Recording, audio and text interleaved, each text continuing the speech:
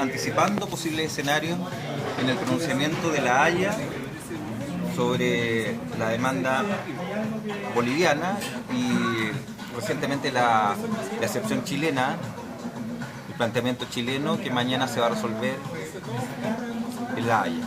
Mañana jueves 24 de septiembre, hoy miércoles 23 de septiembre, nos hemos reunido acá en el Club de Debate justamente para mirar, Ramón nos ha estado ayudando a mirar un poco el escenario histórico hacia atrás. Ya descubrimos que, por ejemplo, hay un precedente internacional, de intervención internacional, de arbitraje internacional que ha estado presente respecto a en esta relación siempre complicada, siempre compleja entre Chile y Bolivia. Yo quiero preguntarle ahora a Carlos Covarrubias sobre el escenario actual. Dado este escenario y que hoy día tenemos un tribunal que es La Haya, un tribunal internacional, ¿verdad?, que aparece resolviendo o sirviendo de árbitro frente a conflictos que no estén resueltos bilateralmente, que no tengan un tratado donde se hayan resuelto el conflicto internamente y que está resolviendo también causas que no sean anteriores al año 48. ¿Cuál es el escenario sobre el cual o los escenarios sobre los cuales La Haya en qué escenarios, cuáles son las posibilidades que La Haya el día de mañana tiene para pronunciarse respecto a el requerimiento chileno? Bueno, el principal argumento de Bolivia respecto a su petición al tribunal está basado en hechos que se han desarrollado después de la firma del Tratado de Bogotá, fundamentalmente. Primero, porque no pueden acudir a ningún otro argumento, porque el Tratado de Bogotá fue firmado en 1947, tengo entendido, y ningún hecho, ni cuestiones resueltas que se han hasta ese entonces pueden ser tocadas. Sin embargo, su principal argumento ha sido de las expectativas o los derechos que las promesas chilenas o los actos de gobernantes chilenos, del Parlamento, de los presidentes, han hecho respecto de Bolivia y respecto a negociar con Bolivia una supuesta salida al mar. Es decir, ellos citan, por ejemplo, el abrazo de Charaña entre Pinochet y Banzer, diversas conversaciones que se han tenido. La última fue entre el gobierno de Bachelet, el primer gobierno de Bachelet, y Evo Morales, del gobierno de Evo Morales, etcétera, en el cual Chile se habría obligado a sí mismo a entregar a Bolivia una salida al mar. Eso es el argumento boliviano. El argumento chileno es que, si bien Chile ha negociado, nunca ha hecho ninguna promesa.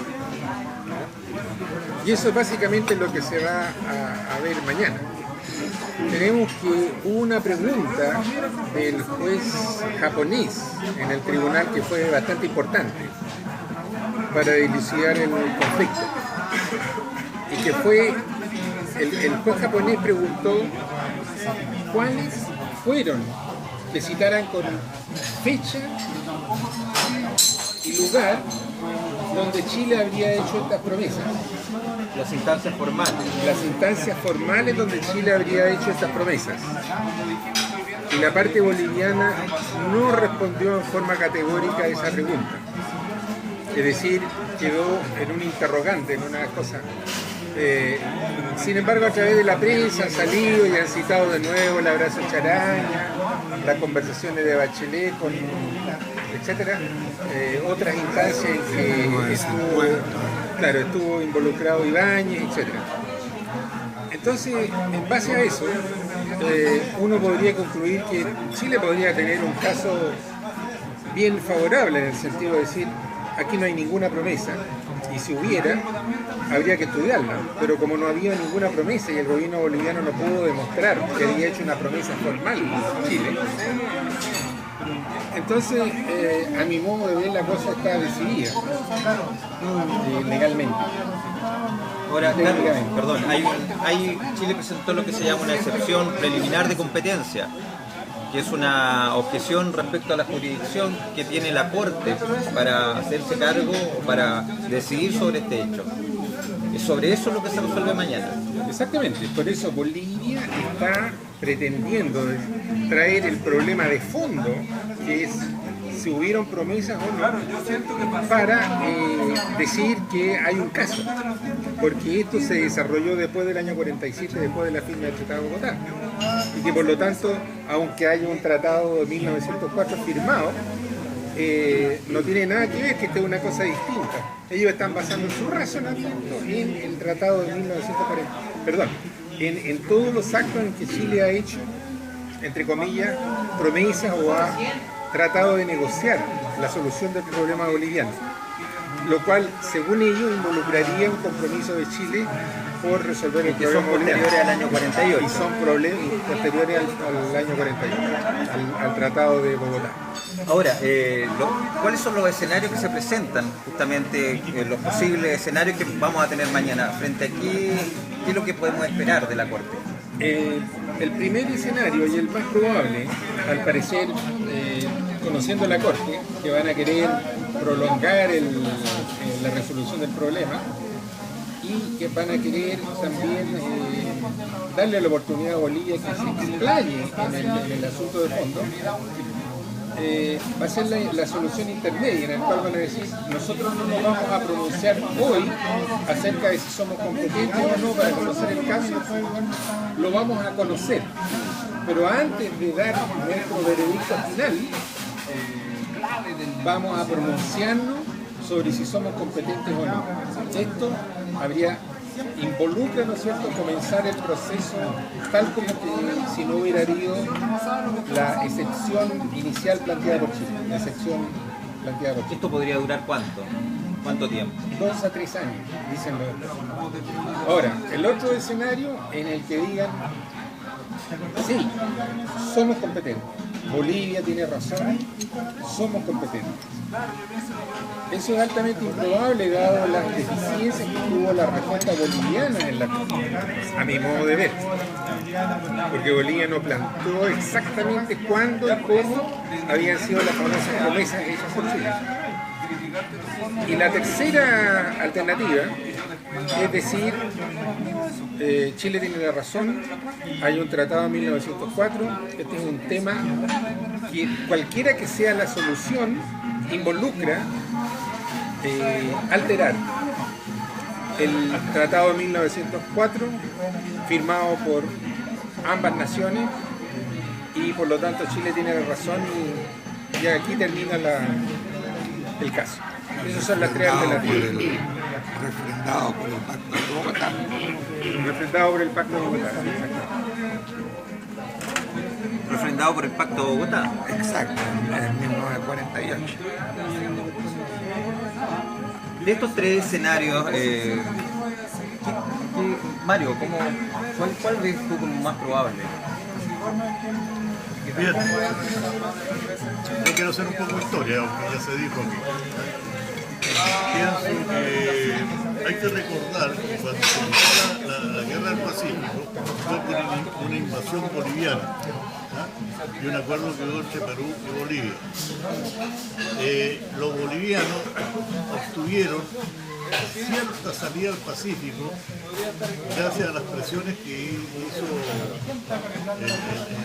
el amigo el colega de Bolívar, ¿cómo se llama?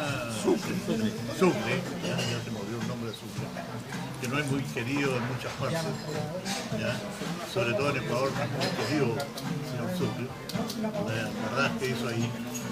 Y pienso que Chile no tiene ninguna obligación de negociar. A ningún país se le puede obligar a negociar nada.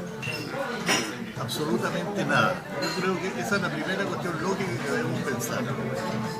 En la audiencia de Charcas, ¿no es cierto?, se aclaró algo bien como es que Bolivia nunca tuvo un gobernador en Atacama, tuvo un cónsul.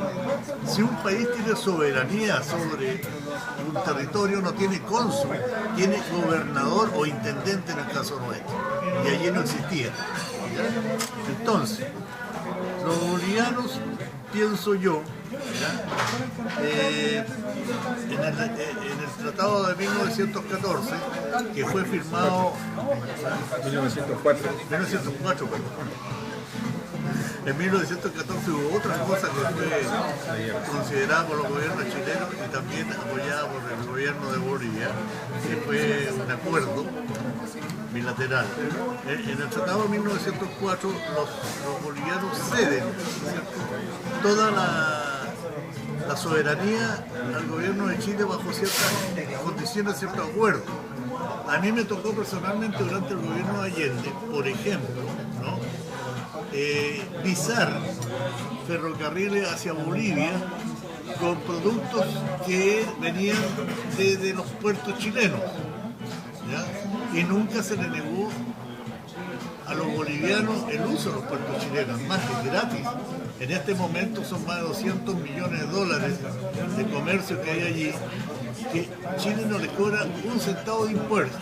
Solamente nosotros le seguimos revisando, ¿cierto?, las mercancías que entran, porque el mismo gobierno de Bolivia nos pide, o le pide al gobierno de Chile que revise que no entren ¿no es cierto?, elementos que no están consignados en las actas de importación. Yo creo que el tribunal tiene que declararse incompetente por una razón muy simple. Si se declara competente en este caso, va a crear problemas en todo el mundo, porque no hay ningún país que no haya, y sobre todo después de la Segunda Guerra Mundial, que no haya tenido acuerdos, pactos y tratados limítrofes que no pueden ser o no pueden volver a ser revisados. Por lo tanto, en el caso Chile-Bolivia, no se puede volver a revisar un tratado que ya está aceptado por ambas partes. Así que pienso que el Tribunal de la Haya va a rechazar la petición de Bolivia y se va a declarar incompetente.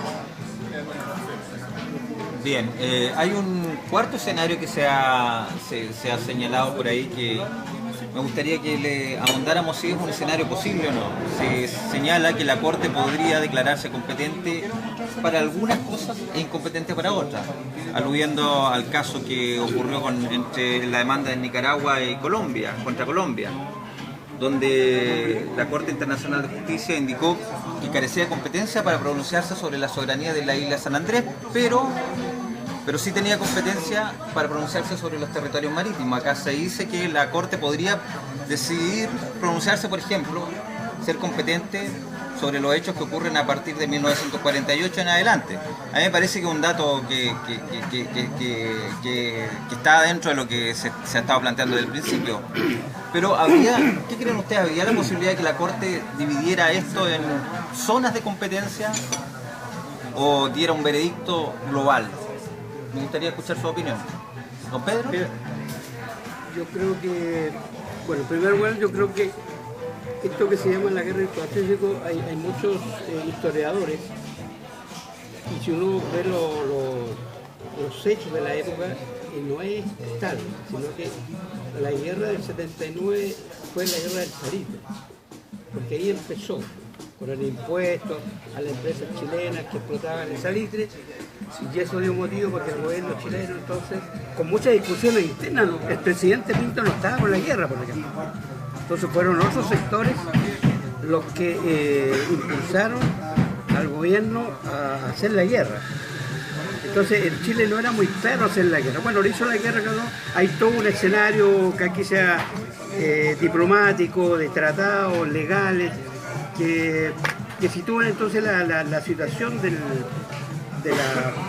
norte de Chile bien claro desde el punto de vista legal. Pero yo creo que lo que tenemos que tener en cuenta que se va a desprender de esta discusión que hay en La Haya es primero, o sea, aquí hay un diferendo, un conflicto, como quieran llamarse. Bueno, el hecho, o sea, no es solamente una cosa, bueno, nosotros decimos es una cosa entre Chile y Bolivia, pero ocurre que otros organismos y otros países se han pronunciado. Incluso el Papa, no sé si tiene autoridad el Papa para pronunciar, pero él se ha pronunciado de manera bien hábil, ¿no? Pero aparece, y lo hemos hablado mucho, de que aparece apoyando la idea de Bolivia. Bueno, lo que yo quiero decir es que este conflicto, este diferendo, se puede resolver de muchas maneras. Primero, una cosa bilateral, mediante acuerdo. Bueno, hasta aquí eso no ha funcionado. Está en entredicho. Entonces, están las cuestiones diplomáticas, ¿no es cierto? Entre varios países, hay un mediador. Bueno, hay organismos internacionales, como hay tantos conflictos, entonces hay organismos internacionales y esos organismos en La Haya. Todos los países tienen derecho a ello. Y los países también tienen derecho a asumir, no hacer, como lo está Chile. Pero respecto de eso, aquí hay muchas voces que dicen que Chile cometió un error. De decir que no, que a lo mejor está obligado a hacerlo. Porque lo más probable es que La Haya tratan de equilibrar la cosa, entre que sí y que no. Perdón, Argentina dijo que no, en el conflicto que tenía con Chile y no pasó nada. No, de acuerdo, no sé, yo lo que estoy diciendo son los escenarios posibles, o sea, nadie dice, mira, aquí está la fila. Entonces, los escenarios posibles, incluso aquí la mayoría de la gente ya reconoce que lo más probable es que La Haya haga una cosa salomónica. Por ejemplo, con respecto a la cuestión del mar con Perú, derechamente se bueno colocar. Derechamente. O sea, Chile ahí perdió 40.000 kilómetros cuadrados de mar, que era muy importante. Bueno, perdió. Entonces, y se creó una figura poligonal una figura digna de un arquitecto. Por el norte los peruanos no se dieron cuenta. bueno, pero entonces, o sea, nosotros tenemos que ponernos en todos los casos, te repito, o sea, ahí el problema se puede llegar a acuerdos bilaterales, acuerdos diplomáticos. Hay una cosa que nosotros tenemos que desterrar. La otra vez este asunto se arregló con la guerra, pero eran otros